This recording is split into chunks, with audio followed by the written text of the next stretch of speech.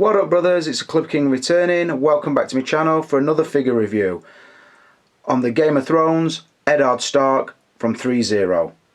I will say it's the exclusive version direct from ThreeZero.com, sent to Wyman at 16 Bros and kindly lent to me for review. I will be reviewing the exclusive one and giving the scores on that, although I will say that the standard version is available at 16 Bros if you are interested in picking this figure up. And I will say, because it is the exclusive, it does include Ice, Eddard Stark's greatsword.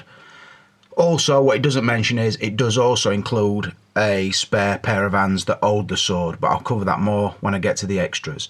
I will briefly say I hope a lot of the subscribers watched the video previous to this where I explained that I am changing up the scores or the categories that I score. I'm going to get rid of source material. I've made a little change to the valuation. I have also set new standards for the packaging section, and also I won't do any unsponsored shout outs, which I made clear in that video. So if you want to know why, please check that one out. So I'm going to crack straight on and score this one up, and we'll begin with packaging. So as you can see, quite a classy looking box for the figure.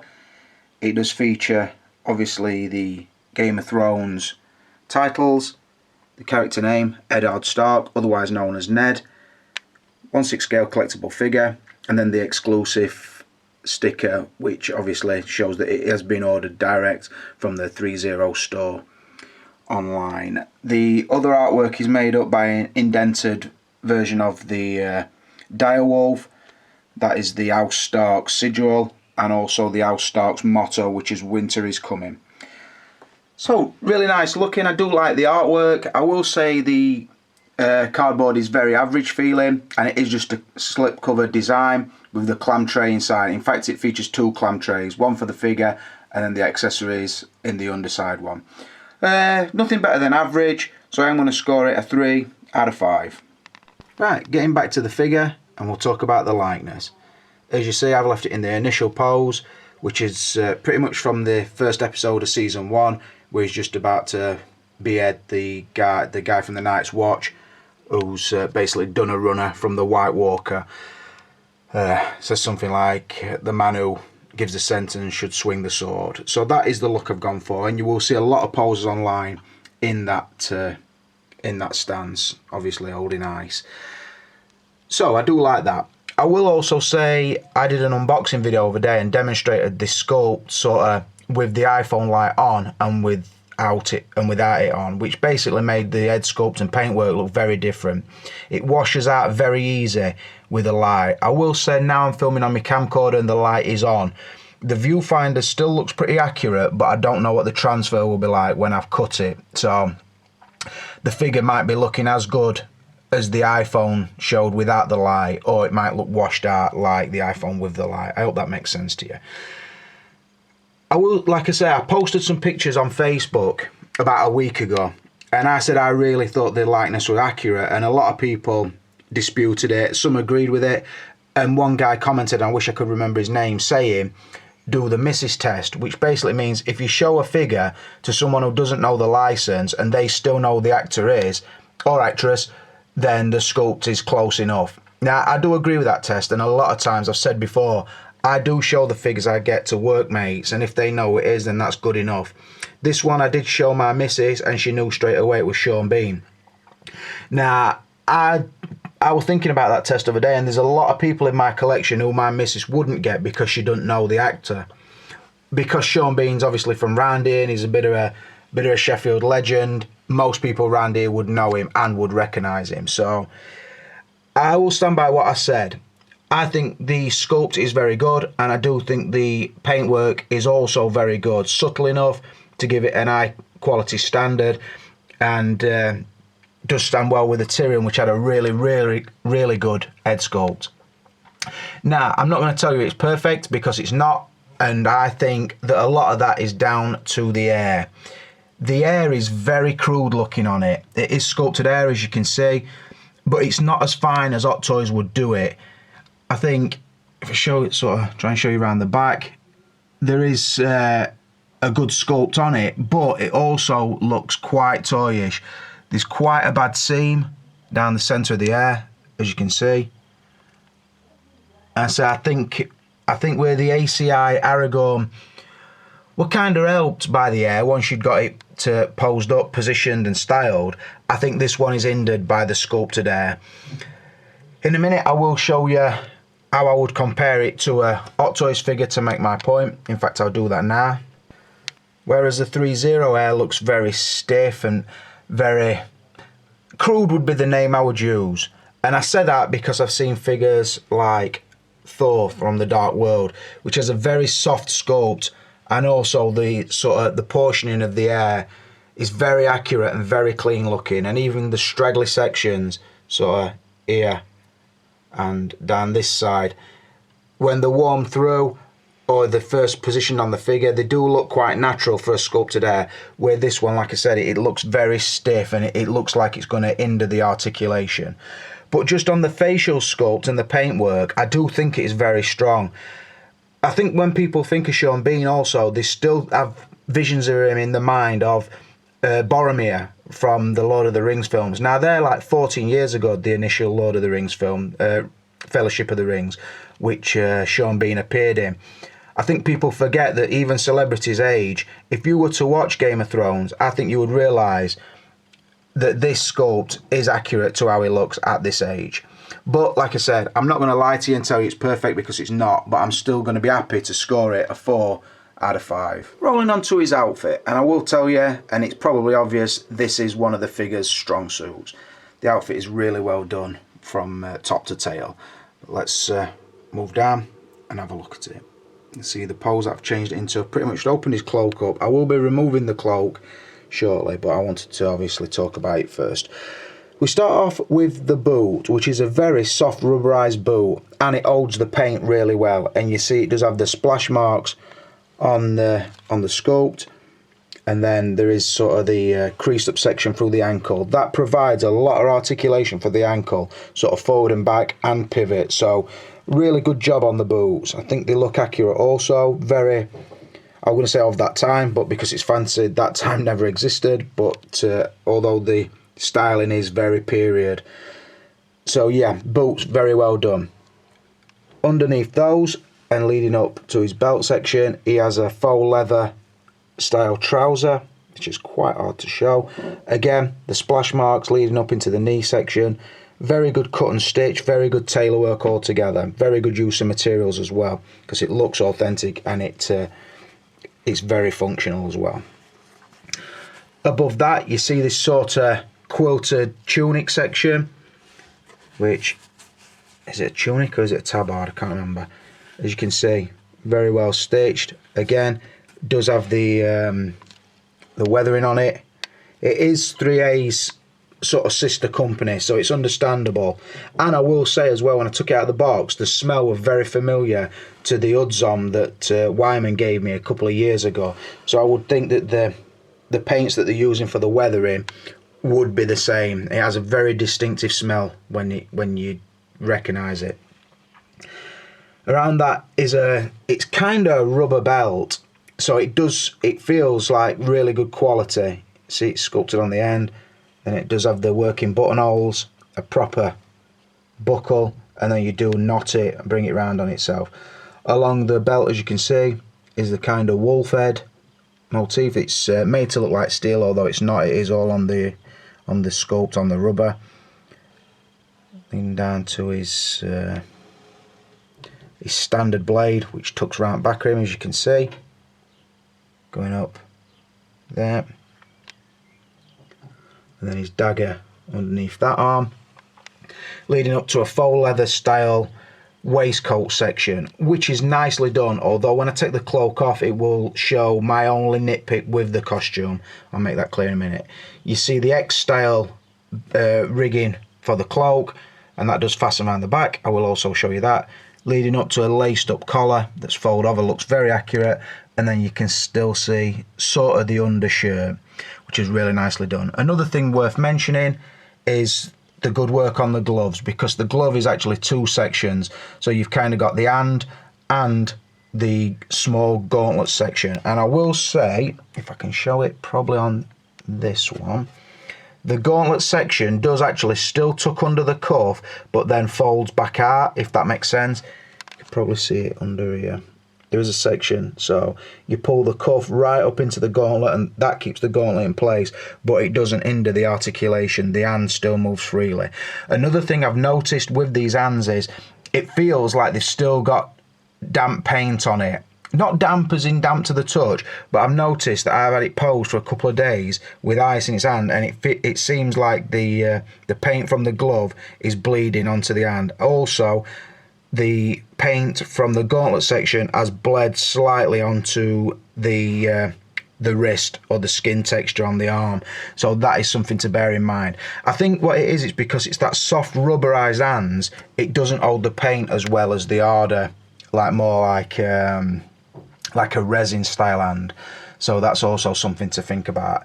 The standout feature to the outfit is obviously the cloak, which is really well done. You can see the texture on the fabrics, very, very nicely patterned, and also weathered as we move down. You see the mud splash marks, always been dragging it, and that goes all the way around. I will say as well, this is actually the standard one, which is mine.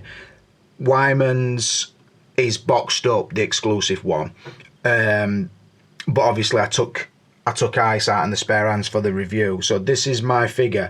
I noticed on Wyman's the weathering is not as noticeable as it is on this one, so they are all individually painted, because like I said, the weathering on this one is a lot more it's a lot thicker than the one on Wyman's figure. Yeah, going back to the cloak, as you can see, it has the fur wrapped around the sort of fur pelt. I would think it's some kind of wolf skin, or maybe something like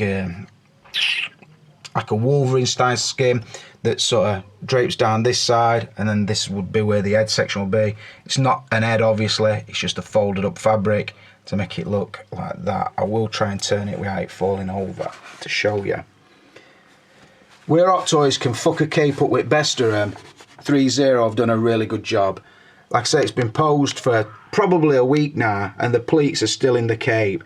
It hangs very heavy, and very accurately to how it looks in the outfit. Where the Batman's capes always have the wrong scale, or sometimes they wire them, sometimes they don't, and never seem to get it right. This one is bang on to to how it looks in the show. So I do really like that about it. As you can see, the pelt draped around it does look good. It is real fur or faux fur, whatever you want to say, but it does look really, really good. If you throw the cloak up over his head, you can see around the back there's this metal belt buckle and the thick belt that you see like sort of X crossed across his chest. It's just a matter of undoing that, and that will release the cloak altogether. That's what I'm going to do. So now, as you see, the cloak is completely removed, and you can see the clean looking outfit underneath. This is probably what he's seen mostly wearing through season 1, although he would have his hand of the Kingpin somewhere there, which obviously doesn't come with the figure, but it does come with the Tyrion Lannister if you wanted to take it off of that.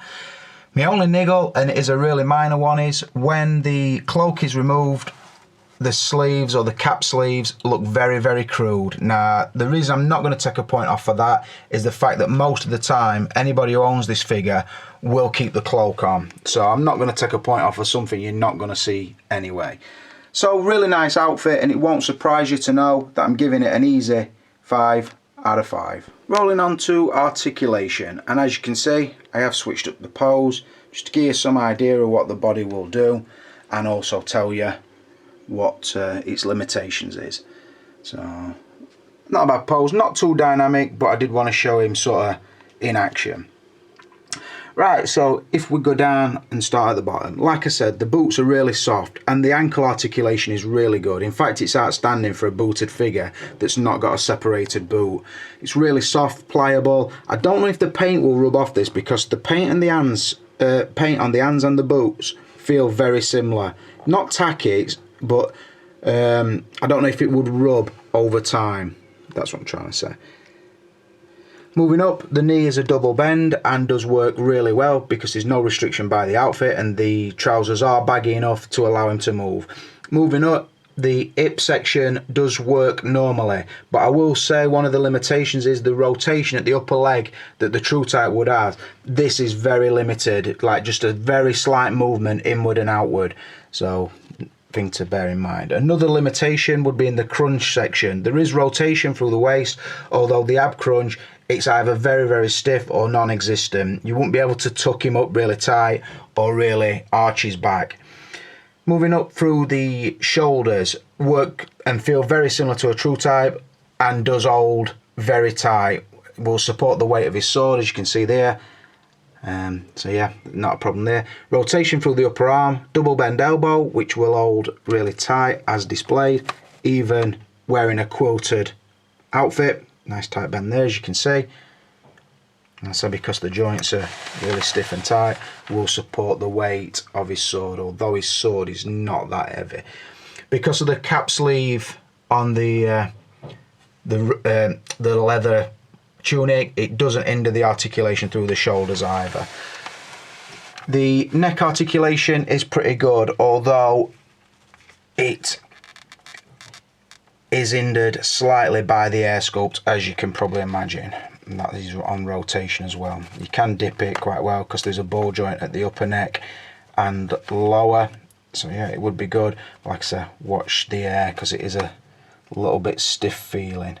It does move, I'm not saying it don't move, but it's not as soft feeling as the Thor air would be on the Hot Toys figure. The hands, like I mentioned, do swap on and off really nicely. Use a slightly different style peg to the Hot Toys peg, and the hands are really pliable, so pop on and off and you never get the feeling that you're going to break any wrist pegs. And like I said, I do like the split in the glove, sort of there, the short gauntlet is separate to that, so you can really dip the hand, as you can see. I'll try and display that for you. You could have your sword more up, or you can really point it because the wrist articulation is good enough to do it. So to say it is a fully dressed figure, and it's not on a true type, obviously it's on the ThreeZero equivalent. It does move really well, not perfect and not as many points as articulation, or as good articulation at the upper leg, definitely, but still worthy of a 4 out of 5. Going on to the extras and accessories, and this is where the figure takes a little bit of a nosedive, and it's quite a sad thing as well, or it is for me, simply because the figure has a lot of strong points and it's just let down in this category to the point where you question, is it then worth getting the figure? So I'll try and explain what I mean. As you can see, the figure is still posed wearing his standard clothing. The cloak is amazing, no two ways about it. They couldn't have done that any better. But then as we move across, remembering that's the new Goblin stand that I'm using, so it doesn't bring a stand, which is a little bit of a letdown in itself. And then we move to the extra stuff you get in the box. Like I said, this is the exclusive version, so I'll talk about the exclusive items first. As you can see, Ice, which is the great sword of the Stark family, is the ancestral blade. If you do the reading up, that's what it says. I will show it you. It is plastic, all sculpted really well, painted really well to look like metal. Very good detail. You see, wood effect handle. That's how it goes. You then also get this set of hands to hold Ice, which you don't get in the standard version. Moving down to the other weapons, you would have sort of his fighting sword or his everyday blade, which obviously has a sheath that goes under his left arm. And then you would have the dagger, again really nicely done. And the dagger goes under the right arm into the sheath there. All the blades really nicely done. And I will say I do know that there is a real metal letter opener of Ice in 1/6 scale. I think it's a good option, but I'll be honest, I think the handle makes it look out of scale. The handle is a lot fatter than it is on this, and also because you don't get those hands, you've then got to stretch his relaxed hands to hold it. So bear that in mind if that's an option you want to take. Myself, I'm not sure I'm going to go that way. If somebody could somehow recast Ice, they would have a few hundred people willing to buy it, I would think, because then they would have the handle, they would have the sword that they would want in the correct scale. So I'm gonna score it, and I'm gonna tell you my thoughts on it. I'm gonna give it only a 2 out of 5, simply because it's only basically hands and a blade, no stand, no additional outfit, although the cape is removable, and no extra head sculpt. So I'd be overscoring if I give it more than a 2. And also, because you do lose items if you get the standard version, then obviously your score for the accessories would come down again. This is a little bit of a nitpick to me, because they did it on the Tyrion Lannister, which were, I don't know, I sort of forgive it. You just missed a dagger and an hand, I think, on that one. This one, I think the item is important enough. They should have put it in every version. It becomes very, I don't know, they're creating sort of a forced chase for the exclusive version. And what they're doing is they're killing the people, the licensed sellers of ThreeZero stuff, because they're cutting them out, because people are going to want to come and order the exclusive every time. They've done the same with the upcoming Jon Snow, where if you buy the exclusive version you get the wolf. And I don't know, sometimes it's not worth it for the exclusive, but when it's an important part of the figure that they're missing out on, then I don't agree with it. I don't agree with it at all. It hurts too many people, I think, because I think where people would really, really be tempted to get the exclusive, there's going to be a lot of people that look at the standard version and think, nah, I'm not going to bother. And also, if you were to buy the metal blade, that's another £20 on top of the figure that already costs £135. So I do think it's a little bit unfair, and I hope it's not a trend that continues. I've said it before with Damn Toys, when they do the variants, the chase figures, I don't like it. Hot Toys, when they put exclusive things in, it's normally been a spare helmet, or with the DX11 Joker, it were a mask and then the little bomb device. In that case, I don't mind them doing it, because the exclusive, if you want it, it's there to be had, but it's not something that's that important that you've got to have it. With this figure, I feel that ice is important enough that you really need it with a figure to really push you over the edge of buying it. So I hope ThreeZero do watch that and do appreciate my opinion.